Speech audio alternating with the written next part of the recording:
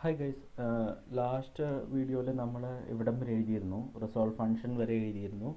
ഇന്ന് നമ്മൾ നോക്കുന്നത് റിസോൾവ് ഫംഗ്ഷൻ നമ്മൾ എന്ത് റിട്ടേൺ ചെയ്യാൻ പറ്റുമെന്ന് നോക്കാനാണ്. നമ്മുടെ കേസിൽ നമ്മളൊരു പെർട്ടിക്കുലർ യൂസർ ഐ ഡി നമ്മൾ പറഞ്ഞിരുന്നു, യൂസർ ഐ ഡി 23 എന്നുള്ളത്. സോ ആ യൂസറിൽ 23 ഒരു ഐ ഡി പാസ് ചെയ്തിട്ട്, ബേസിക്കലി നമ്മൾ ഐ ഡി 23 എന്നൊരു എക്സാമ്പിൾ പറഞ്ഞു, ഒരു ഐ ഡി പാസ് ചെയ്തിട്ട് ആ പെർട്ടിക്കുലർ യൂസർ നമുക്ക് റിട്ടേൺ ചെയ്യണം. സോ ആ പ്രോസസ്സാണ് നമ്മൾ റിസോൾവ് ഫംഗ്ഷൻ്റെ ഉള്ളിൽ എഴുതാൻ പോകുന്നത്. ഓക്കെ, സോ ഒന്നുകൂടിയും പറയാം. റിസോൾവ് ഫംഗ്ഷൻ നമ്മൾ ഇതുവരെ എഴുതിയിരുന്നു. സോ റിസോൾവ് ഫംഗ്ഷൻ്റെ ഉള്ളിൽ ഒരു പെർട്ടിക്കുലർ യൂസർ പാസ് ചെയ്യണം, റിട്ടേൺ ചെയ്യണം. ആ പെർട്ടിക്കുലർ യൂസറെ വെച്ച് നമ്മൾ ഐ ഡി പാസ് ചെയ്യുമ്പോൾ ആ ഐ ഡി ഉള്ള യൂസർ ഏതാണോ ആ യൂസറാണ് റിസോൾവ് ഫംഗ്ഷൻ്റെ ഉള്ളിൽ നിന്ന് റിട്ടേൺ ചെയ്യേണ്ടത്. ഓക്കെ, സോ നമ്മുടെ ഇപ്പോഴത്തെ കേസിൽ എന്ന് പറഞ്ഞാൽ നമുക്ക് ഡാറ്റാബേസോ ഡാറ്റ സ്റ്റോറോ ഒന്നും ഇല്ല നമ്മുടെ യൂസേഴ്സിന്. ഇപ്പോൾ നമ്മുടെ കയ്യിലൊരു 2-3 യൂസേഴ്സ് അല്ലെങ്കിൽ 10 യൂസേഴ്സ് 20 യൂസേഴ്സ് ഒക്കെ എടുക്കണമെങ്കിൽ യൂഷ്വലി നമ്മൾ ഡാറ്റാബേസോ ഡാറ്റ സ്റ്റോറിൽ നിന്നാണ് എടുക്കുന്നത്. നമ്മുടെ കേസിൽ ഇപ്പോൾ അതില്ലാത്തതുകൊണ്ട് നമ്മൾ ഹാർഡ് കോഡ് ചെയ്യാൻ പോവാണ് കുറച്ച് യൂസേഴ്സിന്. ഒരു എക്സാമ്പിൾ ലേറ്റർ ഓൺ നമുക്ക് ഡി ബി ഒക്കെ വരുമ്പോൾ നമ്മൾ ഇത് ചെയ്യുന്നതാണ്. എന്താ ഒരു ഡി ബി കണക്ഷൻ എടുത്തിട്ട് ഡാറ്റാബേസിൽ നിന്ന് പുള്ള് ചെയ്തെടുക്കാം യൂസേഴ്സ്. ഇപ്പോൾ ഒരു ഇത് കാണിക്കാൻ വേണ്ടിയിട്ട് ഞാൻ ഹാർഡ് കോഡ് ചെയ്യാം യൂസേഴ്സിന്. സോ നമ്മൾ എന്താ ചെയ്യുക വെച്ചാൽ ഇവിടെ ഒരു ഹാർഡ് കോഡ് ചെയ്യാൻ പോകണം യൂസേഴ്സിനെ.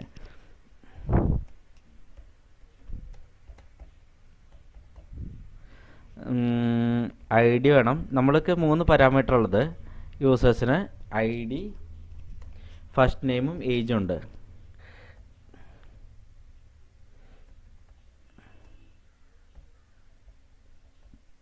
First name, age. ഓക്കെ, ഞാൻ 2 യൂസറാണ് കൊടുക്കാൻ പോകുന്നത് ടെസ്റ്റിങ്ങിന് വേണ്ടിയിട്ട്.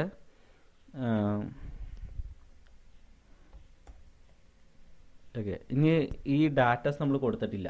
സോ ഞാൻ ഐ ഡി 23 കൊടുക്കുകയാണ്. പേര് വന്നിട്ട് ഞാൻ സച്ചിൻ കൊടുക്കുകയാണ്. ഏജ് 44. ഓക്കെ, ഐ ഡിയിൽ വന്നിട്ട് ഞാൻ 99 കൊടുക്കുകയാണ്. പേര്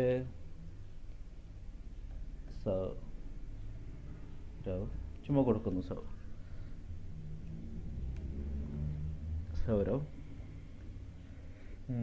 ഏജ് വന്നിട്ട് ഞാൻ 41 കൊടുക്കുകയാണ്. ഓക്കെ, ഇപ്പോൾ നമ്മുടെ കയ്യിൽ യൂസേഴ്സ് ഉണ്ട്, ഹാർഡ് കോഡ് ചെയ്തു. 2 യൂസേഴ്സ് നമ്മുടെ കയ്യിൽ കിടക്കുന്നുണ്ട് ബേസിക്കലി. ഇനി നമ്മൾ എന്താ ചെയ്യണമെന്ന് വെച്ചാൽ ഈ യൂസേഴ്സിൽ നിന്ന് ഐ ഡി 23 നമ്മൾ എന്ന് വെച്ചാൽ ഐ ഡി നമ്മൾ പാസ് ചെയ്യുന്ന ഐ ഡി ഏതാണോ 23 ആണോ എന്ന് വെച്ചാൽ അത് പുൾ ഔട്ട് ചെയ്തെടുക്കണം ഡാറ്റ. സോ അതിനുവേണ്ടി ഞാൻ യൂസ് ചെയ്യുന്ന ഒരു ലൈബ്രറിയാണ് ലോഡാഷ്. അതൊരു ഹെൽപ്പർ ലൈബ്രറിയാണ് ബേസിക്കലി. സോ നിങ്ങൾക്ക് അത് വേണ്ടെങ്കിൽ ജാവാസ്ക്രിപ്റ്റ് ഫിൽറ്ററോ അങ്ങനെ മെത്തേഡൊക്കെ അറേ മെത്തേഡ്സ് യൂസ് ചെയ്തിട്ട് എടുക്കാം. ഞാൻ കാണിക്കുന്നത് ലോഡാഷ് യൂസ് ചെയ്തിട്ടായിരിക്കും.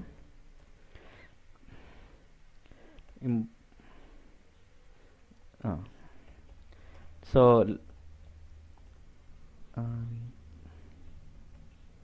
റിക്വയർ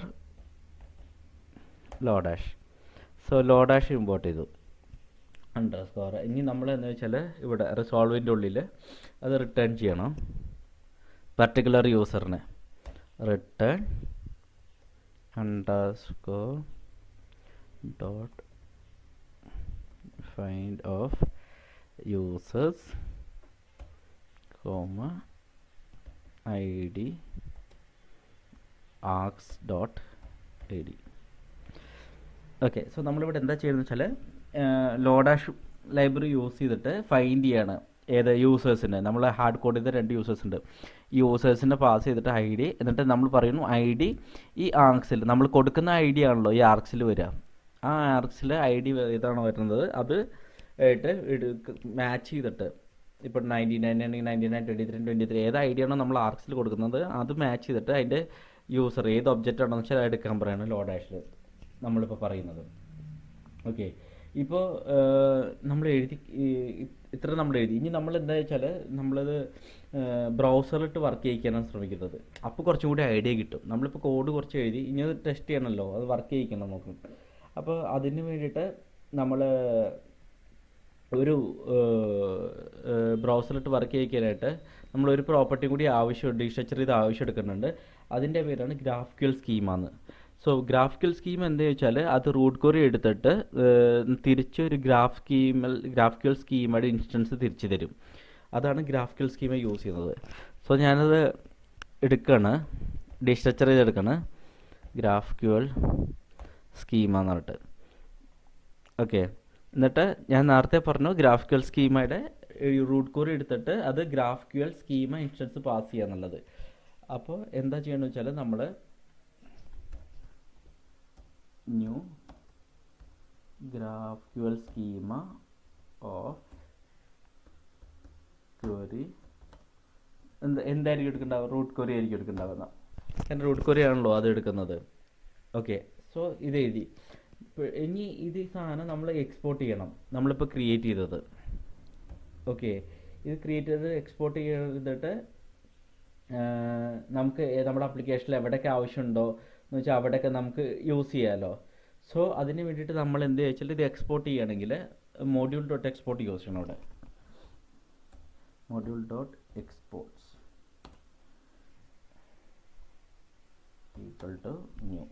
സോ ഇപ്പോൾ നമ്മളത് എക്സ്പോർട്ട് ചെയ്തിട്ടുണ്ട്. ഇനി ലാസ്റ്റ് മെത്തേഡ് ഇപ്പോൾ എക്സ്പോർട്ട് ചെയ്ത് കഴിഞ്ഞു. ഇനി നമ്മുടെ ലാസ്റ്റ് മെത്തേഡ് എന്ന് വെച്ചാൽ ഇത് ഇമ്പോർട്ട് ചെയ്തെടുക്കണം. എവിടെ? നമ്മുടെ server.jsൽ നമ്മൾ എക്സ്പോർട്ട് ചെയ്താണല്ലോ. അപ്പോൾ ഇമ്പോർട്ട് ചെയ്യുന്നത് const schema equal to require of schema slash schema dot ഇട്ട് കൊടുക്കുക. സെയിം പാത്താണല്ലോ server.jsൻ്റെ. അപ്പോൾ അതുകൊണ്ട് ഡോട്ട് ഇട്ട് സ്കീമ. ഇപ്പോൾ സ്കീമ നമ്മൾ കൊടുത്തു. ഇനി ഈ സ്കീം നമ്മൾ എന്താ ചെയ്യണമെന്ന് വെച്ചാൽ നമ്മൾ app.usൽ യൂസ് ചെയ്യണം. കാരണം നമുക്ക് ഫസ്റ്റ് കിട്ടിയ ഓർമ്മയുണ്ടാവും.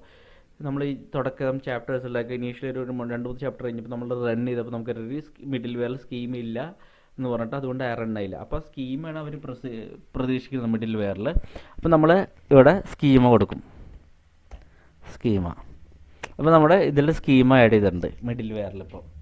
ഓക്കെ, ഇനി അപ്പോൾ നമ്മൾ എന്ത് ചെയ്തു? സ്കീമ നമ്മൾ ഇമ്പോർട്ട് ചെയ്തു. ആ സ്കീമ നമ്മൾ ഓപ്ഷൻസ് ആയിട്ട് പാസ് ചെയ്യണം മിഡിൽ വെയറിൽ. ഓക്കെ, അപ്പോൾ നമ്മൾ ഇത്രയും ചെയ്ത് കഴിഞ്ഞു. ഇനി നമുക്കെന്ന് വെച്ചാൽ നമ്മൾ എഴുതിയ കോഡിൽ നിന്ന് വർക്ക് ചെയ്യുന്നത് സ്റ്റാർട്ട് ചെയ്യാം. നമ്മുടെ കമാൻഡ് പ്രോംപ്റ്റിൽ സ്റ്റാർട്ട് ചെയ്തെടുക്കാം.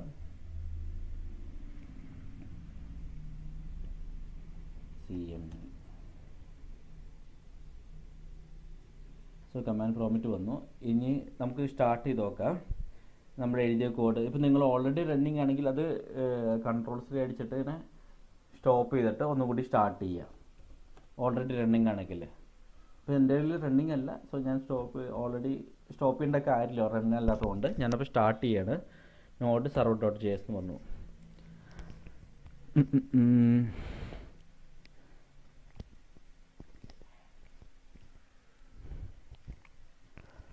നോഡ്യൂൾസ് എൻ്റെ കയ്യിൽ package.js ഇല്ലെന്ന് കാണിക്കുന്നത്. അപ്പോൾ നമ്മൾ package.js നോക്കി, അതിൽ ലോഡാഷ് ഉണ്ട്.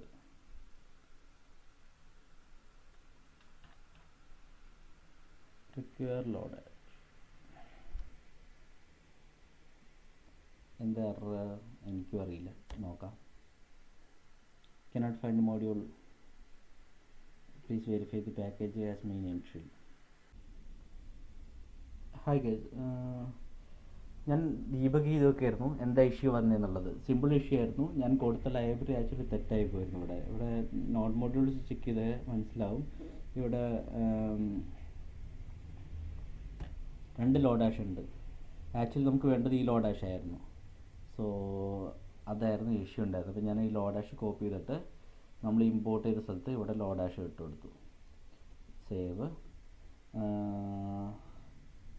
നമുക്ക് ഇത് ആവശ്യമില്ല, ഈ ലോഡാഷ് ആവശ്യമില്ല. സോ ഞാനത് എടുത്ത് മാറ്റി സർവറിൽ നിന്ന് ഇനി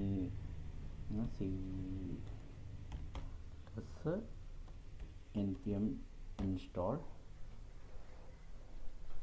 ഒന്നുകൂടി ഒന്ന് റീഫ്രഷ് ആയിട്ട് ഇൻസ്റ്റാൾ ചെയ്യിപ്പിച്ചിട്ട് പാക്കേജ് ഞാൻ എന്നിട്ട് നോഡ് server.js എന്ന് കൊടുത്തു. അപ്പോൾ ബേസിക്കലി മനസ്സിലായി ഇപ്പോൾ സർവർ അപ്പായി. അത് എൻ്റെ ഇഷ്യൂ എന്ന് വെച്ചാൽ ഞാൻ കൊടുത്ത ലൈബ്രറി തെറ്റായ ലൈബ്രറി ആയിരുന്നു, ലോഡ് ആസ് സ്പെല്ലിംഗ് തെറ്റിപ്പോയി. അപ്പോൾ അതായിരുന്നു ഇഷ്യൂ ഉണ്ടായത്. ഞാൻ ഡീബഗ് ചെയ്ത് നോക്കിക്കൊണ്ടിരിക്കുന്നു. ഇനി നമുക്ക് ചെക്ക് ചെയ്യാം, നമ്മുടെ ബ്രൗസറിൽ ഇനി റൺ ചെയ്ത് നോക്കാം എന്താണെന്നുള്ളത്. അപ്പം നമ്മൾ കോഡൊക്കെ എഴുതി കഴിഞ്ഞു, നമ്മൾ സെർവർ സ്റ്റാർട്ട് ചെയ്തു, എന്നിട്ട് നമ്മൾ ബ്രൗസറിൽ നമ്മൾ ചെക്ക് ചെയ്യാൻ പോവാണ് എന്താണെന്നുള്ളത്. അപ്പം ഞാനിവിടെ നമ്മൾ കൊടുത്തിരുന്ന കമാൻഡ് ലോക്കലോസ്റ്റ് 4000 GraphQL എന്നാണ്. അപ്പോൾ ഞാൻ റൺ ചെയ്യാണ് കമാൻഡ്. സോ റൺ ചെയ്തപ്പോൾ നിങ്ങൾക്ക് മനസ്സിലായി നമുക്കൊരു ഗ്രാഫിക്കൽ ഇൻ്റർഫേസ് വന്നിട്ടുണ്ട് സ്ക്രീനിൽ ഇപ്പോൾ. ഓക്കെ, സോ ഇവിടെ വെച്ച് ഞാൻ ബ്രേക്ക് എടുക്കാം. നമുക്കിനി നോക്കാം അടുത്ത സെഷനിൽ എന്താണ് ഗ്രാഫിക്കൽ തിങ്ങും പിന്നെ അതെങ്ങനെ യൂസ് ചെയ്യാൻ പറ്റുന്നൊക്കെ നമുക്ക് അടുത്ത വീഡിയോയിൽ നമുക്ക് ചെക്ക് ചെയ്യാം. സോ ഇവിടെ വെച്ച് ബ്രേക്ക് എടുക്കണം. നിങ്ങൾ ട്രൈ ചെയ്ത് നോക്കുക. എന്തെങ്കിലും ഇഷ്യൂസ് ഉണ്ടെങ്കിൽ ഇപ്പോൾ കമൻസിൽ മെൻഷൻ ചെയ്യുക. നമുക്ക് ഇൻ കേസ് നിങ്ങൾക്ക് ഡീബഗ് ചെയ്യാൻ പറ്റില്ലെങ്കിൽ ഞാനും കൂടി ട്രൈ ചെയ്യാം അത്. ഓക്കെ, സോ ഞാനിവിടെ വെച്ച് നിർത്തണം ഇന്നത്തെ സെക്ഷൻ. ഇനി അടുത്ത സെക്ഷനിൽ നമുക്ക് കാണാം. ബൈ.